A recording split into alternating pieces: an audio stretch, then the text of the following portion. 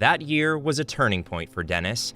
Not only was he in trouble at work, but all his plans for his personal life collapsed overnight. That night, his girlfriend suddenly left him. Why suddenly? He didn't even understand what had happened. She just told him not to come back with no explanation. What went through her mind, he didn't even know. He came home after work in the evening. As usual, she opened the door, said a few words, pushed his suitcase out the door, and closed the door. He didn't even get a chance to say anything. Strange.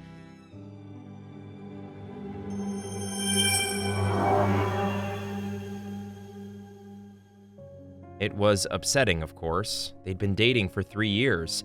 They lived in her apartment. Maybe she found someone else. He never hurt her, that's for sure. Usually they went on holiday to Turkey or Thailand in summer. They were always so carefully prepared for the trip. And now, that's it. Denis had become very sad because of what was going on. He switched to a remote job and left the city to live in the countryside. There was no vegetable garden, only fruit trees, flowers, and lawns. The summer house had been long abandoned and overgrown with plants up to the windows, but the place was quite sturdy, and most importantly, warm. To avoid getting completely depressed, Denis started farming. He started building a greenhouse, deciding to plant cucumbers or tomatoes there next year. In the evenings, a local pirate-looking cat came to Denis's house for dinner. One ear was torn and his nose was covered with freshly healed scratches. Denis poured milk into a bowl he bought from his neighbor's kind-hearted old lady. She knew the boy's parents, who passed away long ago. Nevertheless, the older woman was still of sound mind and memory. She did not want to take money for the milk, but Denis gave her a banknote every time. The cat had taken root in his house, and Denis had to think of a name for it. He remembered an old computer name, and one of its characters called El Bandito. The cheeky, scarred face suited the title very well. He was a wild, tough-looking ruffian with a specific power that earned him the respect of those around him. The cat seemed to be a bad boy and an excellent hunter. In any case, all the mice had disappeared from Denis's house lately. The cat had become somewhat accustomed to him and responded when Denis called him by his name, but he was still an independent and free companion. As Denis thought, the cat occasionally went to the neighboring villages to meet girlfriends, because all the cats in their town were sterilized.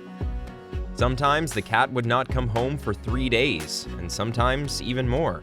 But just when Denis thought that was it, the cat was gone, he would not come back, El Bandito would sit on the porch and yell, scrabble for the door, and demand his milk, and rub his feet in gratitude, as if to say to Denis, "Have you been waiting? Here I am. Welcome me, feed me, love me, I'm back." Then he provides himself, sleeps in the attic for a couple of days, and then goes away again. On one of those returns, El Bandito didn't come back alone. In his teeth, he brought a tiny gray kitten. Denis wondered if he had identified the sex of the cat correctly. Maybe it was not a boy cat, but a girl cat. But the cat's balls hanging under its tail, rather impressive in size, dispelled all his doubts. What on earth was going on? Denis could not understand. He simply did not know that beneath the stern exterior of El Bandito, there was a kind and vulnerable soul. He found this cub in the forest when returning to his village from one of his feline rendezvous. "Why do you take more milk?" a neighbor asked. "Did you like it?" "Yes, my cow's milk is delicious and sweet." Denis laughed. "No, Aunt Nina, I just have a new family member. Let me show you, because I can't understand what kind of animal the cat has brought into the house." "It's a baby of a wild forest cat, Manuel," the neighbor spluttered. "There used to be many of them in our woods, but I haven't seen any for the last 10 years. Denis, you were right not to abandon the baby, and our cow has enough milk for everyone." Anyway, the cat brought some fun into his house, or Denis's house, and it was easier for the boy to go through a difficult period in his life. Watching that little furball grow, watching the cat play and having fun, he forgot about his problems. The cat has become an honest and caring daddy for the little woolly Sharik, as Denis called the kitten. Sharik grew quickly and soon outgrew his foster parent, a former stray cat, by size and fluffiness. But the call of nature was relentless, and when Sharik became an adult, he left for the forest as if he had never lived there, even bidding farewell to his benefactors.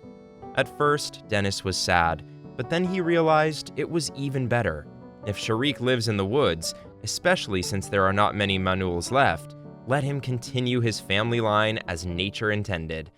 After the disappearance of Sharik, El Bandito was sad for several days.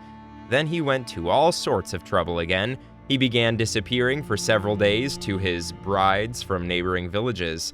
The cat was away for more than a week, and Denis became seriously worried, thinking that something had happened to him and that it was time to search for this Casanova. He wandered for a long time through the woods along all the paths he knew, calling for the cat, looking under all bushes, snags, and even hollow trees. But the cat lady catcher was nowhere to be found. He wandered home, reflecting that this year had brought him nothing but losses.